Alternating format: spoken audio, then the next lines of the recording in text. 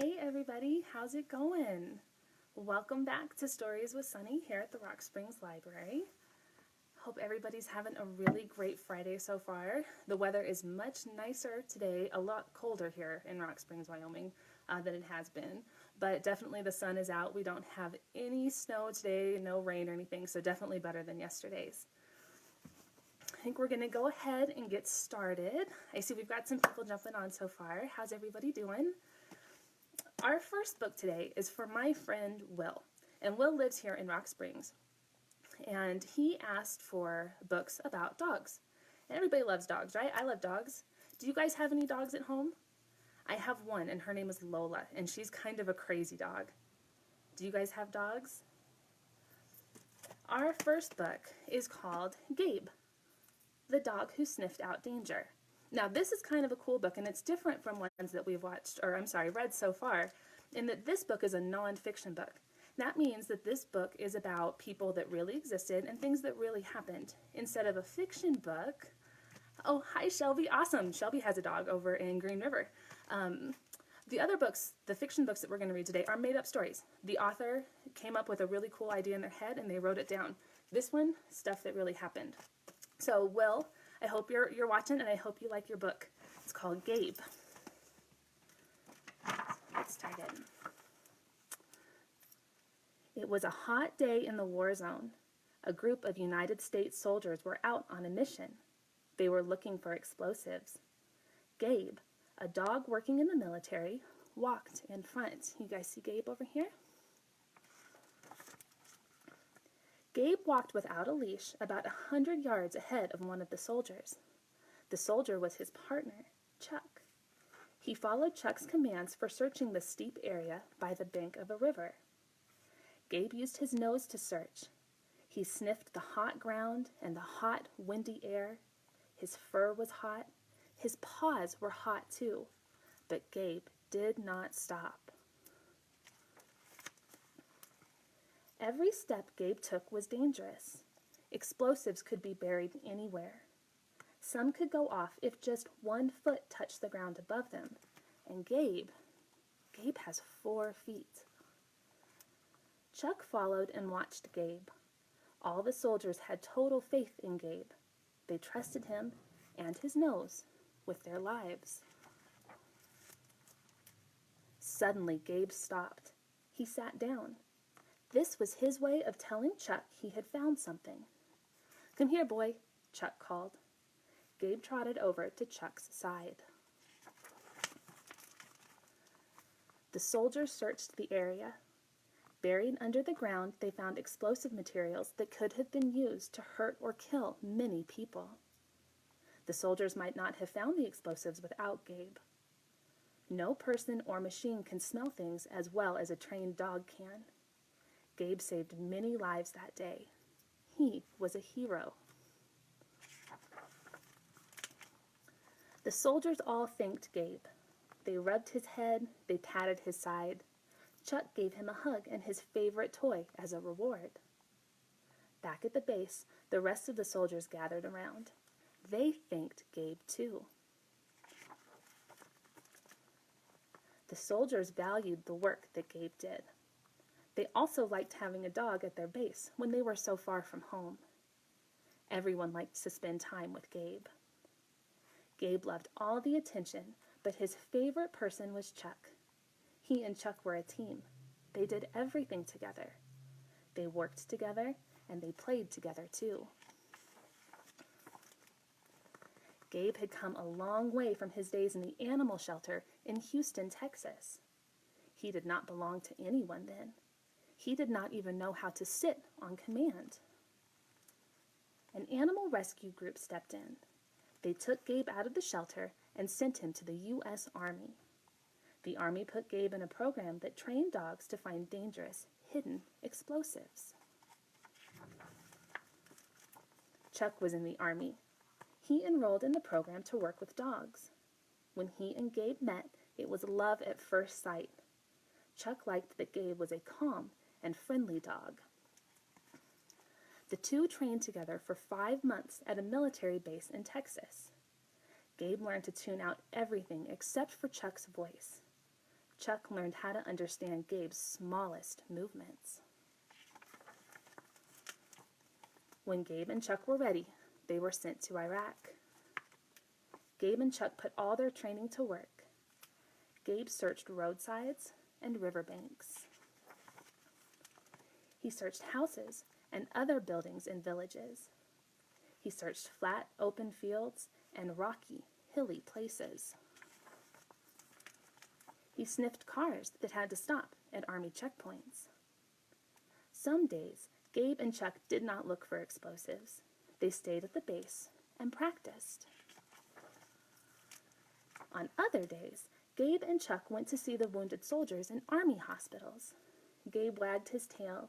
He opened his mouth. It looked like Gabe was smiling at the patients. Gabe cheered everyone up. He was good medicine. Gabe and Chuck were in Iraq for 13 months. They went on more than 200 missions. Gabe found explosives 26 times. He found more explosives than any other dog that served in Iraq. Gabe got 40 awards for all of his hard work. He was also named the country's top hero dog at the American Humane Association Hero Dog Awards one year. That was in 2012. I did a little bit of research before I came on today. The best reward, though, was that Chuck was able to adopt Gabe after Gabe retired from the Army. Gabe and Chuck visited kids in schools. Gabe inspired many kids. He taught them about respect and about doing a tough job when it is important. Some days Gabe just played. He played with other dogs. He played with Chuck. Gabe was a hero for his country, but he still liked to catch the ball. All right, and on the back of this book, it's really neat. I'm going to pull it up really close so you guys can see.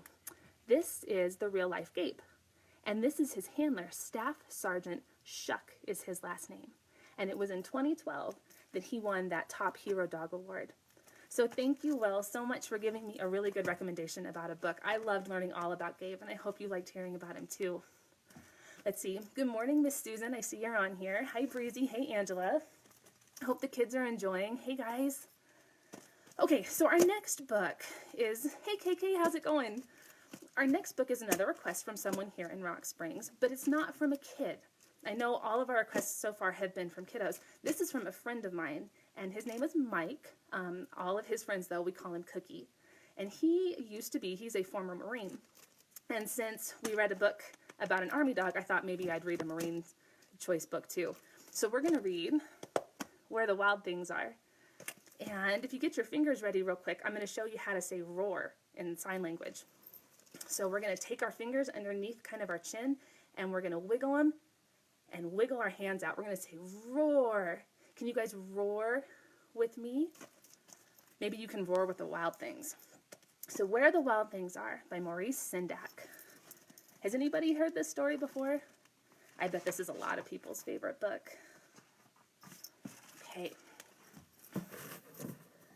The night Max wore his wolf suit and made mischief of one kind and another,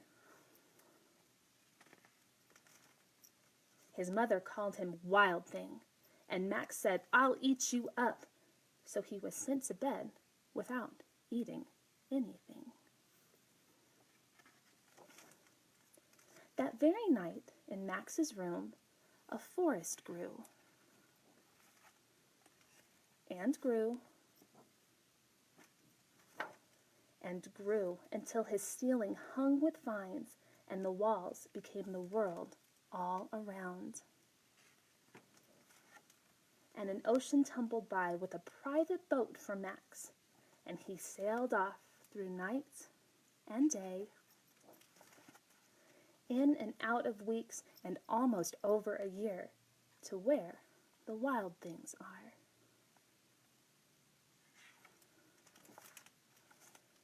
And when he came to a place where the wild things are, they roared their terrible roars and gnashed their terrible teeth and rolled their terrible eyes and showed their terrible claws. Till Max said, "Be still," and tamed them with a magic trick of staring into all their yellow eyes without blinking once, and they were frightened and called him the most wild thing of all, and made him king of all wild things.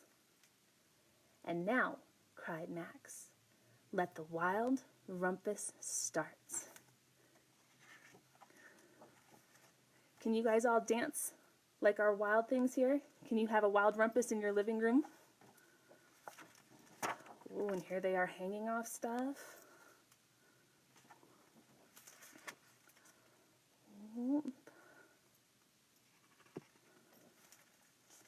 "Now stop," said Max, and sent the wild things off to bed without their supper. And Max, the king of all wild things, was lonely and wanted to be where someone loved him best of all. Then all around, from far away across the world, he smelled good things to eat, so he gave up being king of where the wild things are. But the wild things cried, "Oh, please don't go. We'll eat you up. We love you so." And Max said, "No." The wild things roared their terrible roars and gnashed their terrible teeth and rolled their terrible eyes and showed their terrible claws. But Max stepped into his private boat and waved goodbye. And you guys wave goodbye to the wild things? And sailed back over a year and in and out of weeks and through a day and into the night of his very own room, where he found his supper waiting for him. And it was still hot. So thank you, Cookie, for that recommendation. I see KK said that's her favorite book. And her little one, Mr. Abel, hi Abel, how's it going? Had a Wild Thing birthday party, which is awesome. Hey Vanessa, how's everything going in Laramie? You should leave me a book request. Okay, so our last book today is a little bit of nepotism, I'm not going to lie. My daughter Daisy here in Rock Springs has requested a book. She is in love with all things horses and ponies and princesses. So we're going to read The Princess and the Pony. So the first thing I want everybody to do is stick your thumb out on your hand and stick your first two fingers up and put it right here by your temple and wave those fingers a little bit. That's how we say horse, like a horse flicking away a fly. So that's how we say horse in sign language. And so we're going to read The Princess and the Pony for Daisy today. All right, let me get out of the way so you guys can see the pictures. In a kingdom of warriors, the smallest warrior was Princess Pinecone, and she was very excited for her birthday. Most warriors get fantastic birthday presents: shields, amulets, helmets with horns on them, things to win battles with, things that make them feel like champions. Princess Pinecone got a lot of cozy sweaters. Warriors do not need cozy sweaters. This year would be different. Pinecone made sure to let everyone know exactly what she wanted: a big horse, a fast horse, a strong horse, a real warrior's horse. And they tried their best. But they didn't get it quite right.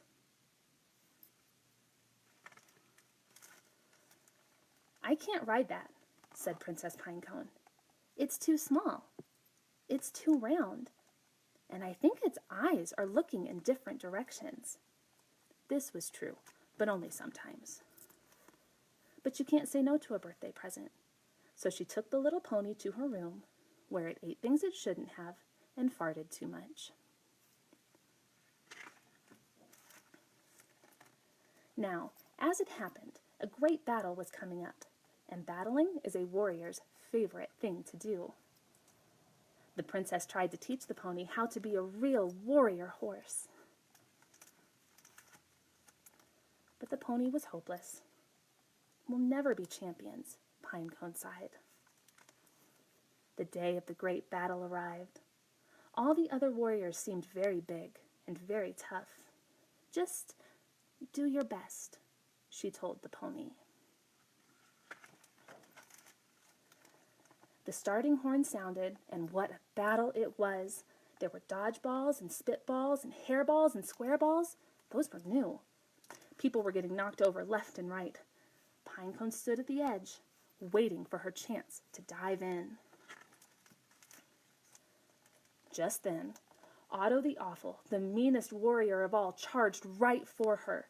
The crowd held its breath. Pinecone fumbled for her spitballs, but Otto stopped in his tracks. His eyes grew very wide. "Oh," he said, "what a cute little pony. Who would want to hurt a roly-poly pony like you?"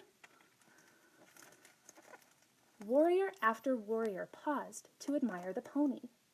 "What a cutie pie," said Sally Smash. "He's so round," said Carlos the Cruel.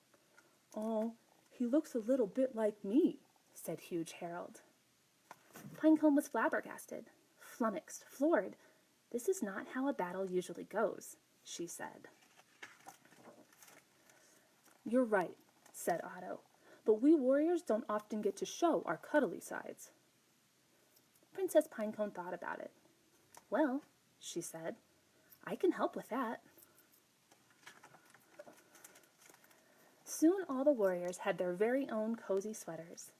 They were looking pretty cuddly for a bunch of brutes. Everyone voted Pinecone and the pony the most valuable warriors of the day. Pinecone threw her arms around the pony. "You're the best horse a warrior could ask for," she cheered. "Nothing can stop a team like us." The little pony was so excited, it lifted its tail and farted. "Well," said Pinecone, "we can work on that." See, the little pony got all sorts of sweaters too. All right, so thank you, Daisy, for recommending a Princess and a Pony book for us. So those are the ones we've got for you today. Do have a few things to tell you about coming up next week. We're really excited. On Monday at 10:30, Miss Becky will be doing Toddler Time again. She will also be doing Story Time next Wednesday at 10:30, kind of an Easter and an egg theme all next week, so that should be pretty fun. Mr. Aaron from over at the White Mountain Library is starting his new chapter book next Monday at 2 o'clock. He will be reading Flat Stanley, Stanley in Space, so that should be a really fun one. He does great voices. If you guys haven't logged in to check out his stuff yet, you really should. He just brings books alive in the most magical way. And I am super excited. I get to tell you about our brand new project. On Thursday at 10:30, tune in here to Facebook Live. Miss Constance from the Rock Springs Library here is going to be starting her new class called Create with Constance. And she's going to be leading everybody through a directed drawing of a bunny for Easter next week. So that's going to be so much fun. So I'm glad everybody came and stopped by today. Hey, Jen, I see you're here now. I will see you all next Friday. Same time, same place, right here on Facebook.